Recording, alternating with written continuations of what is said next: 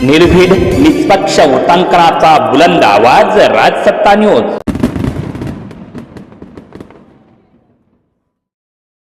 कालचं एक आर्टिकल आपण त्या ठिकाणी लिहिलेलं होतं, गौण खनिजांचा माफिया राज, अर्थात परळीचा वाल्मिक पॅटर्न।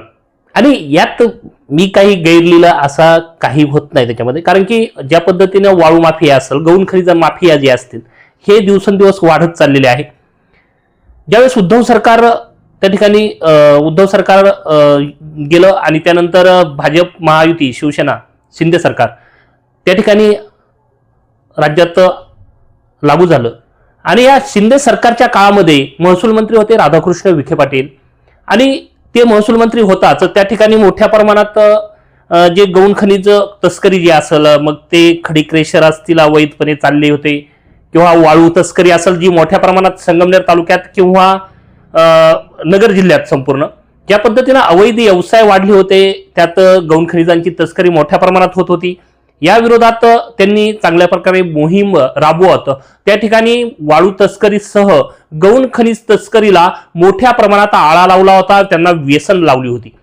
परंतु आज काय झालंय की आता त्यानंतर निवडणूक झाली, त्यानंतर भाजप शिवसेना सरकार आलं, देवेंद्र फडणवीस सरकार आलं, यानंतर महसूल खातं जे आहे ते बावनकुळे साहेबांकडे गेलं। परंतु त्यानंतर मात्र थोडे का होईना काही प्रमाणात हळूहळू वाळू तस्करीला अगोदर सुरुवात झाली, त्यानंतर अवैध गौण खनिजांचा उपसा सुरू झाला। डोळ्या आड का होईना, परंतु हे वाळू तस्कर असतील, गौण खनिज तस्कर असतील, यांनी आपला एक माफिया राज, आपण आता जो व्हिडिओ बघितला हा व्हिडिओ तुम्ही पुन्हा बघा, आणि या व्हिडिओतून काय तुम्हाला निदर्शनास येतंय, कशा पद्धतीनं वाळू तस्कर थेट महसूल विभाग असेल किंवा पोलीस प्रशासन असेल किंवा गावातील ग्रामस्थ असतील, यांना कशा पद्धतीनं खुन्नस दिली जाते। आणि ही खुन्नस देताना ज्या पद्धतीनं वाळू तस्करीला हे युवक आहे, अनपढ युवक आहेत काही, आणि हे या पद्धतीनं 2 नंबर धंद्याचं प्रोत्साहन करतात।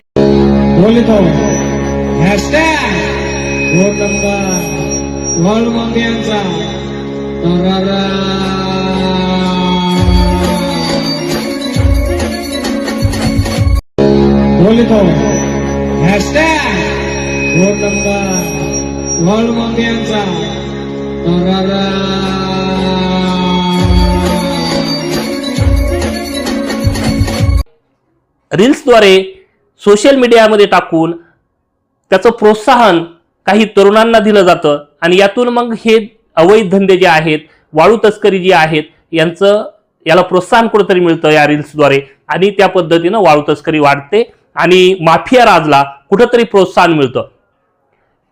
मी कालचं जे आर्टिकल लिहिलं, बरेच वाळू तस्कर आहेत, गौण खनिज तस्कर आहेत, या लोकांनी मला कॉल केले। या कॉलवर बोलताना काही एक संगमनेर तालुका पोलिसांनी ज्या पद्धतीनं कारवाई, वाळू परवरा नदीत उतरून वाळू पकडली, मोठ्या प्रमाणात मशनी लावून घेतल्या, ही कारवाई कौतुकास्पद होती, हे आपण बातमीद्वारेही सांगितलं। त्यानंतर ही बातमी झाल्यानंतर एका वाळू तस्कराने थेट मला फोन करून जीवे मारण्याची धमकी दिली। मला भेटण्यासाठी, तू कुठं राहतो, तुम्ही कुठं राहता, मी तिथं येतो, मला तुमच्याशी बोलायचंय, तुमचा बंदोबस्त करू, अशा पद्धतीनं फोन कॉल करून मला डिस्टर्ब करण्याचा प्रयत्न केला। परंतु हरकत नाही, त्यानंतर त्यांनी पोलिसांवर आरोप केले। पोलीस प्रशासनाची कारवाई झाल्यानंतर या वाळू तस्करांनी, आम्ही बातमी केली, बातमी झाल्यानंतर बातमीच्या अनुषंगानं या वाळू तस्करांना आमचे नंबर मिळाले, आम्हाला कॉल केला, थेट आम्हाला धमक्या देण्यात आल्या। विषय असा आहे की पोलीस प्रशासनाकडे सर्व आहे, पोलीस बळ आहे, स्वतःकडे हत्यार आहे, हे लोक कारवाई करताना ठीक आहे, कारवाई केली पाहिजे। परंतु आम्हाला ज्या धमक्या दिल्या जातात, या धमक्यांद्वारे ज्या पद्धतीनं आम्हाला जीवे मारण्याची धमकी दिली जाते किंवा आम्हाला थेट आव्हान दिलं जातं, आम्हाला कुठलीही सिक्युरिटी नाही, परंतु आम्हाला ह्या सोशल माध्यम ज्या पद्धतीनं गैरवर्तन या सोशल माध्यमाच्या याच्यातून चालू आहे, हे कुठंतरी थांबलं पाहिजे। कुठंतरी युवा वर्ग वाम मार्गाला चाललेला आहे, हे थांबवण्याचं काम आमचं कर्तव्य आहे, ते आम्ही करतोय। आम्हाला कुणाला टार्गेट करायचं नाहीये का आम्हाला त्यांच्याकडून 2 रुपयाची अपेक्षा आहे म्हणून बातम्या करतोय, हा पण विषय नाहीये। परंतु सांगायचं मित्रांनो तात्पर्य एवढं आहे की आपण जर कुणाच्या जीवितावर उठत असेल तर ही तुमची भूमिका वाईट आहे. एक तर तुम्ही 2 नंबर धंदे करता, या 2 नंबर धंद्यातून हा पैसा तुम्ही वाम मार्गाला लावता, हा माझा तुमच्याबद्दल थेट आरोप आहे. याचे व्हिडिओ आमच्याकडे आलेले आहेत. ज्या पद्धतीनं वाळू तस्करीतून पैसा येतो, हा पैसा तुम्ही कुठं नेऊन घालता, कोणाला देता, हा सगळा वाम मार्ग आहे. तुम्ही आपल्या कुटुंबासोबत एकनिष्ठ राहत नाहीत, आपण आपल्या सोशल जगतामध्ये एकनिष्ठ राहत नाही, आपण आपली हवा करण्यासाठी रील्स घाणेरड्या पद्धतीनं बनवले जातात आणि कशा पद्धतीनं तुम्ही समाजाला चॅलेंज करता हे मात्र चुकीचं आहे.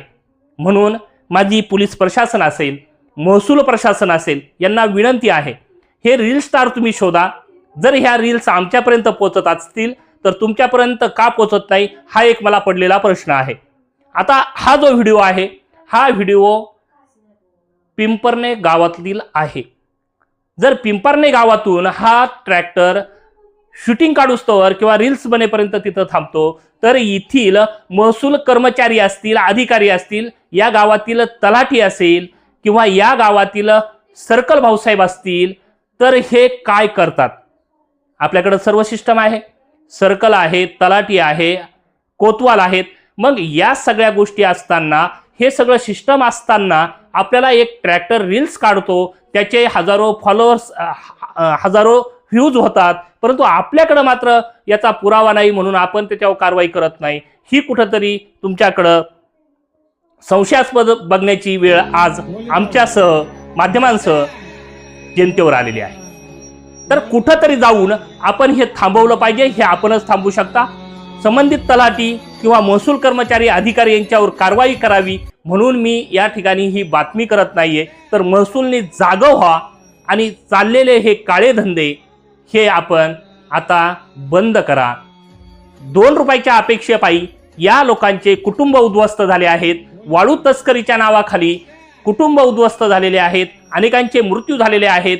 हे वाळू तस्कर जे आहेत, जे पद्धतीनं त्या वाहनातून वाळू वाहिली जाते, हे लोक नशेत असतात आणि समोरील वाहनाला याचा त्रास होतो. दुसरी गोष्ट म्हणजे वाळू ज्या ठिकाणी तुम्ही उपसता त्या नदी पात्रात वाळू हे पाणी फिल्टर करण्याचं काम करते.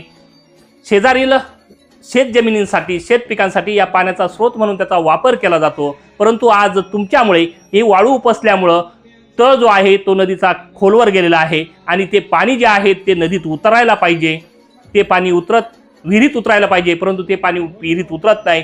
याचा अर्थ आपण किती लोकांचं नुकसान करता. एक सामाजिक भान म्हणून, आणि लोकशाही आहे आणि या लोकशाहीमध्ये गुंडांना थारा नाही. सर्व अधिकाऱ्यांना, पोलीस प्रशासनांना, त्याचबरोबर महसूल अधिकारी असतील, पोलीस प्रशासन असेल, यांनी कारवाई करणं गरजेचं आहे. ही कारवाई जर आपण केली नाही तर भविष्यामध्ये युवा वर्ग मोठ्या प्रमाणात या वाळू तस्करीसह वाम मार्गाला लागल्याशिवाय राहणार नाही, ही तुम्हाला मी ग्वाही देतो. अवैध धंद्यांना मी काल एक आर्टिकल लिहिलं. त्या आर्टिकलमध्ये आपण ज्या पद्धतीनं अवैध धंद्यांना, जो चाललाय अवैध धंद्यांना, यांना पाठीशी अखेर कोण घालतंय आणि चाललेला हा परळीचा वाल्मिक पॅटर्न होतोय का ह्या संगमनेर तालुक्यात, अशी शंका उपस्थित व्हायला सुरुवात झाली आहे.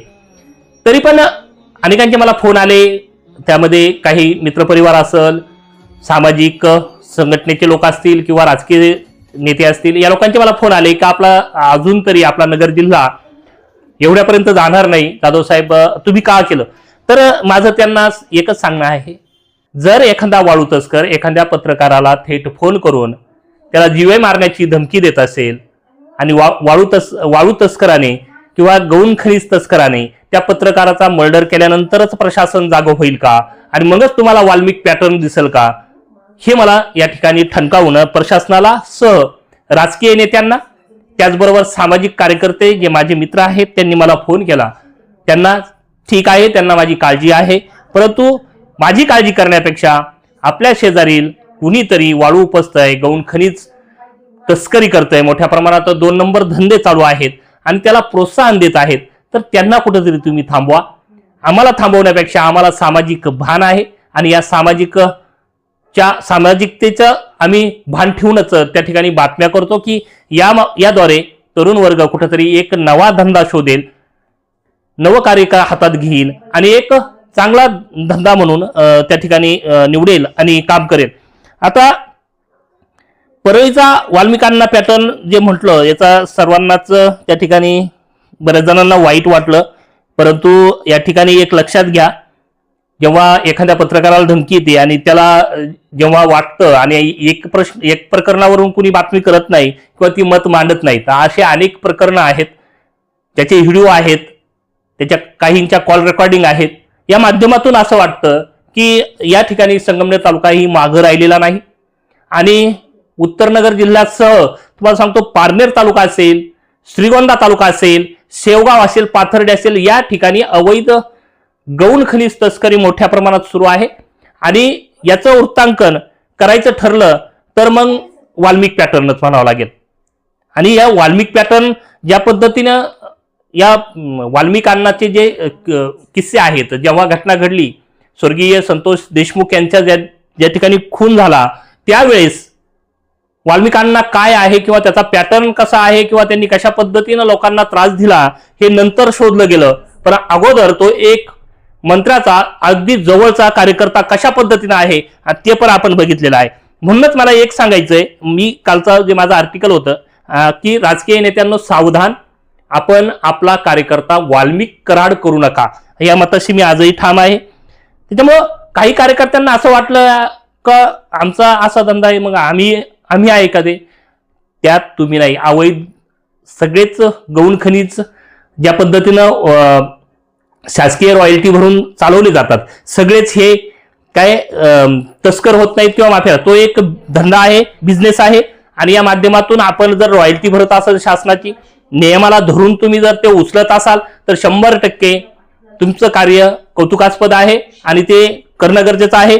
अन्यथा ज्या पद्धतीनं बांधकाम चालू आहे तर घरकुलांचे प्रश्न आहेत, हे प्रश्न मार्गी लावत असताना घरकुलांना किती प्रमाणात तुम्ही वाळू टाकता, तुम्ही घरकुलासाठी वाळू उचलता पण किती प्रमाणात तुम्ही घरकुलांना वाळू देता, हा एक संशोधनाचा विषय बनलाय. त्याचबरोबर खडी क्रेशर चालवणाऱ्यांसाठी माझं एक म्हणणं आहे की आपण समजा नगर मनमाड हायवे आहे, याचं काम मोठ्या प्रमाणात चालू आहे, कॉन्क्रिटीकरण चालू आहे किंवा दुरुस्ती चालू आहे, तर या रस्त्यासाठी एक समजलं नाही, जर गौण खनिजांसाठी जर खडी असेल, मुरुम असेल किंवा सिमेंट असेल, या पद्धतीनं तिकडं चाललेलं आहे, तिथून माल उचलायचा आणि तिकडे न्यायचा, ठीक आहे, परंतु याला रॉयल्टी आहे, शासनाची परवानगी आहे, पण नियमाला धरून तुम्ही या गोष्टी केल्या आणि जर त्या नावाखाली आपण जर दुसरीकडे ते मुरुम टाकत असेल दुसरीकडे, तर हे बेकायदेशीर आहे. हा माझा सांगण्याचा मुद्दा होता. पण बऱ्याच जणांना याची मिरची लागली, अनेकांना त्रास झाला, विशेष करून काही अवैध धंदे करणाऱ्या पॉलिटिकल लोकांना याचा त्रास झाला. असो, हरकत नाही, फक्त काळजी घ्या आणि सावधान राहा, सतर्क राहा. धन्यवाद.